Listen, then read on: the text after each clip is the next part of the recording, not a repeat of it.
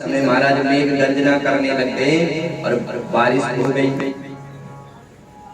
तुरंत जो है राजा प्रभुपाद ने अपनी पुत्री शांता का विवाह ऋषि श्रृंगी से करवाया।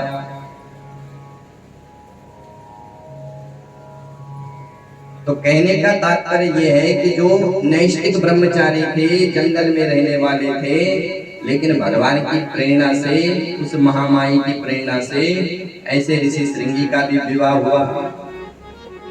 और सपत्नी ऋषि श्रृंगी और शांता दशरथ जी के यज्ञ में गए। 1 वर्ष तक अयोध्या में रहे और 1 वर्ष के बाद पुत्र कामेष्टि यज्ञ करवाया। और इसी चरित्र का स्मरण गोस्वामी तुलसीदास जी ने एक ही चौपाई में किया। गुरु वशिष्ठ श्रृंगेर साहि वशिष्ठ बुलावा, श्रृंगेर साहि वशिष्ठ बुलावा, पुत्र काम सुख यज्ञ करावा, पुत्र काम सुख यज्ञ करावा, पुत्र काम सुख यज्ञ करावा। भगत सहित मुनि आहुति दीनी, भगत सहित मुनि आहुति दीनी, अग्नि प्रगट चरु कर लीनी, अग्नि प्रगट चरु कर लीनी।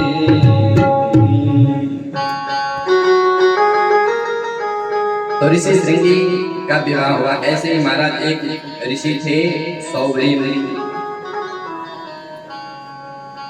तो जनक जी कहते हैं कि महाराज आप ये मत सोचिए कि ये जो शरीर है ये बंधन में पड़ जाएगा। नहीं, बंधन में पड़ने का, बंधन में आने का एकमात्र कारण है मन। मन एव मनुष्याणाम कारणं बंध मोक्षयो, बंधानां विषयासक्तं। बंधन का कारण मन है। मन ही व्यक्ति को परमात्मा से मिलाता है और मन ही व्यक्ति को नरकगामी बनाता है। अगर हमारा मन पवित्र है, शुद्ध है, तो हम किसी भी परिस्थिति में हैं तो हमारा पतन नहीं होगा। चाहे हम गृहस्थी हैं, चाहे हम सन्यासी हैं। कुछ लोग मंदिर में रह करके भी संसार का चिंतन करते हैं, माया का चिंतन करते हैं, धन का चिंतन करते हैं। और कुछ लोग दुकान में बैठ करके भी परमात्मा का नाम लेते हैं।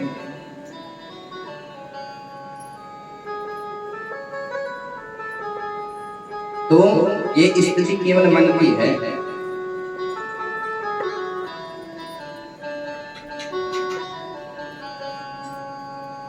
तो सुखदेव जी को जनक जी ने जो ज्ञान दिया, उस ज्ञान को सुखदेव जी ने आत्मसात किया। पिता के आश्रम में आए और पिता की आज्ञा से विधिवत विवाह संस्कार किया। पितरों की कन्या पितृ देवी से सुखदेव जी ने विवाह किया। 4 पुत्रों को जन्म दिया। श्रुतकृष्ण, भूरि, अग्रश्रव, इन 4 पुत्रों को जन्म दिया और एक कन्या जिसका नाम था कीर्ति। इन कीर्ति का विवाह अणु नाम के राजा से सुखदेव जी ने करवाया। माने गृहस्थ आश्रम के जितने भी धर्म थे सबका पालन किया और अंत में देह त्याग करके भगवान भोलेनाथ के कैलाश में वास किया। सुखदेव जी जब देह त्याग कर रहे थे तो व्यास जी ने कहा कि पुत्र मैं तुम्हारे बिना नहीं रह सकता। तो फिर सुखदेव जी ने अपने शरीर से एक छाया से प्रकट किया और पिता की जो अन्य क्रियाएं हैं वो क्रियाएं उस छाया सुख में पूरी करी। और ये इसी छाया सुख का वर्णन श्रीमद् भागवत में भी है। छाया सुख का वर्णन। बोलिए सुखदेव जी महाराज की जय हो।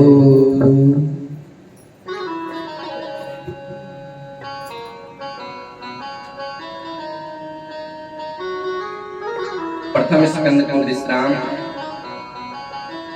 द्वितीय स्कंद में प्रवेश करने से पहले उस महामाई का हम सभी चिंतन करें।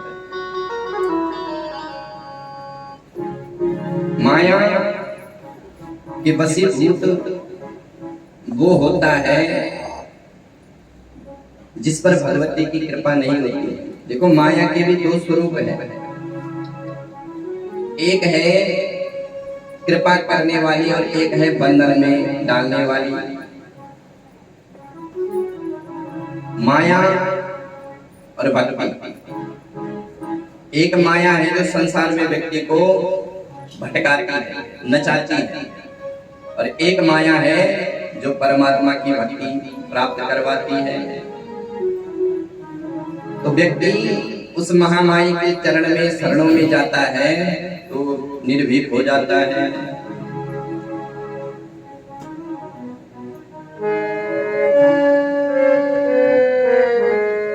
हरे चिंता करे भलाई हमारी इस माया जंजाल से।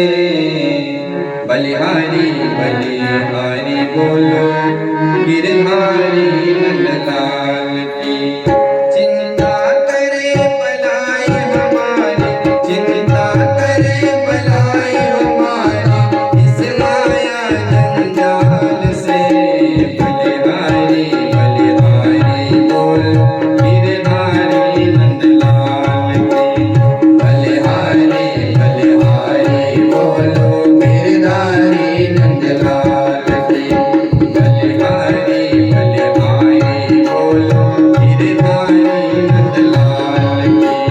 बलिहारी बलिहारी बोलो गिरधारी नंदलाल की। राधे राधे।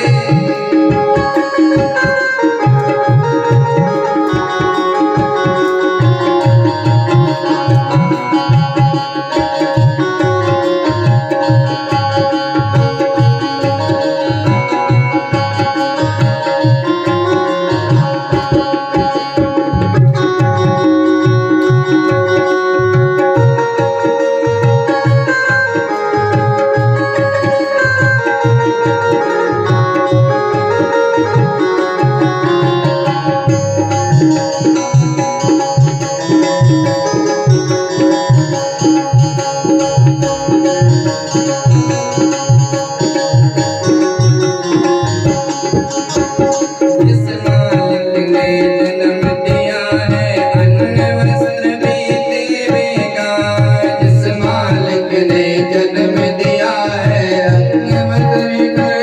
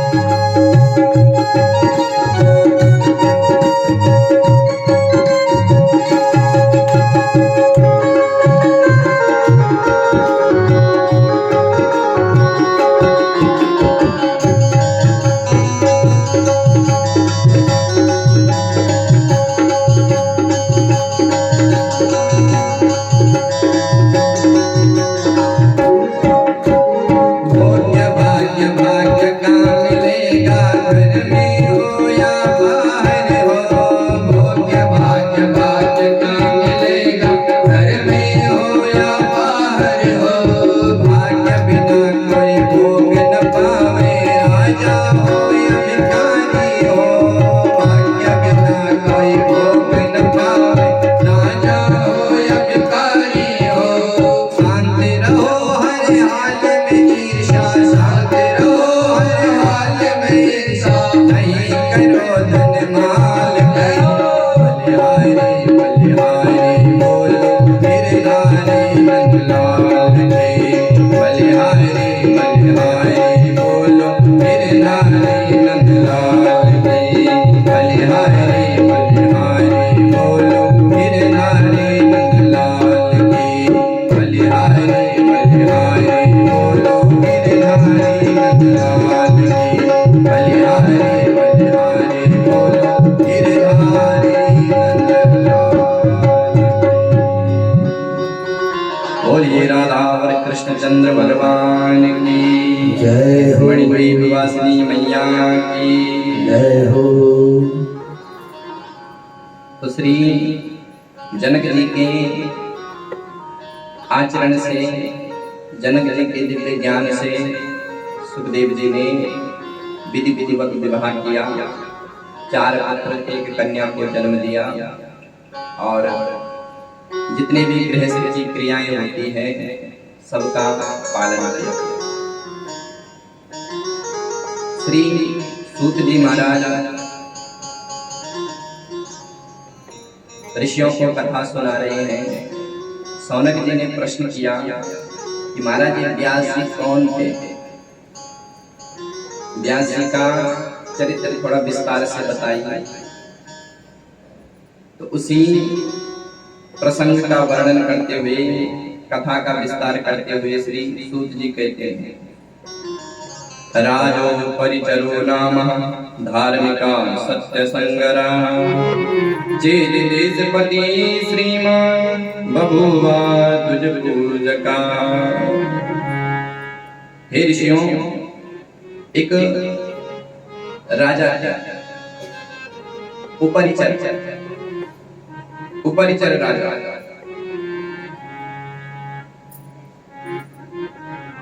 उपरिचर नाम के जो राजा थे ये बड़े ही धार्मिक थे और ब्राह्मण संत ऋषियों का पूजन करने वाले। इनकी प्रिय भार्या का नाम था गिरिका। दोनों दंपति धर्म का आचरण करते थे। एक दिन पिता की आज्ञा से लकड़ी बीनने के लिए राजा उपरिचर जंगल में गए। लकड़ियों को बीन रहे थे, उसी समय जो है इन्होंने एक अप्सरा का दर्शन किया और उस अप्सरा को देख करके राजा उपरिचर अपनी पत्नी का चिंतन करने लगे। पत्नी का चिंतन कर ही रहे थे कि महामाई की प्रेरणा से, भगवती की प्रेरणा से इनका दिव्य तेज जो है इस खली खली पे गिर गए। उन्होंने उस तेज को एक पत्र दोने में एकत्रित किया और विचार किया कि मैं इस तेज को जो है अपनी पत्नी को दूंगा, लेकिन पत्नी तो घर में है। उसी समय जो है उन्होंने एक बाज पक्षी का आह्वान किया। वो बाज पक्षी आया और उस बाज पक्षी को समझा करके राजा उपरिचर ने उस दिव्य तेज को उस दोने में एकत्रित किया और बाज पक्षी को दिया। बाज पक्षी ने उसको अपने चोंच में दबाया और उड़ने लगे। अन्य पक्षियों ने जब देखा कि ये बाज पक्षी के पास लगता है कोई शिकार है, तो उन अन्य पक्षियों ने जो है उस पक्षी पर, बाज पर आक्रमण किया। जैसे आक्रमण किया तो उस बाज के चोंच से वो दोना, तेज का दोना जो है वो समुद्र में गिर गया। उसी समुद्र में एक मछली रहती थी जिसका नाम था अद्रिका। पूर्व काल में ये एक अप्सरा था। मछली बनने से पहले। ये अद्रिका नाम की अप्सरा ऋषियों को डराती थी। जब ऋषि मुनि अपनी संध्या बंदन करने से पूर्व स्नान करने के लिए आते तो ये मछली बन करके उनको डराती थी, उनके पैर पकड़ लेती थी। तो ऋषियों ने इसको श्राप दिया कि तू हमको डराती है, तू मछली बन जा। तो महाराज जब ये अप्सरा मछली बनी तो ये रोने लग गए ऋषियों से। श्राप का जो काल है, श्राप का जो उपाय है, इसको पूछने लगी। तो ऋषियों ने कहा कि देवी तुम मछली तो बनोगी, लेकिन जब तुम्हारे गर्भ से दो पुत्र, एक पुत्र और पुत्री का जन्म होगा, तब तुम इस मत्स्य शरीर से छूट करके पुनः अप्सरा बनोगी। तो आज उस उपरिचर नाम के राजा के तेज को उस मछली ने ग्रहण किया, पान कर लिया। संयोग से उसी मछली को एक मछुआरे ने पकड़ लिया। मछुआरे ने उस मछली को दासराज को भेंट कर दिया, जो मछुआरे के सरदार होते मल्लाह दास, उसको दिया।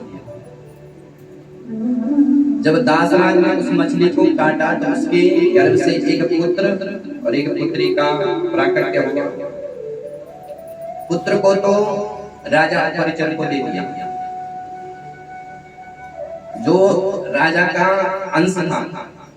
अंततः राजा का अंश राजा को मिल गया, लेकिन जो कन्या थी उस अंशभूत कन्या को दासराज ने अपनी कन्या बना लिया। उस कन्या का नाम रखा मत्स्योदरी। मछली के गर्भ से इसका जन्म हुआ, इसलिए मत्स्योदरी। पिता ने दूसरा नाम रखा सत्यवती। इसके शरीर से मछली जैसी दुर्गंध आती थी, इसलिए नाम हुआ मत्स्यगंधा। स्वरूप इसका काला था, इसका नाम हुआ काली, और एक नाम इसका हुआ सत्यवती। पिता ने इसका पालन पोषण किया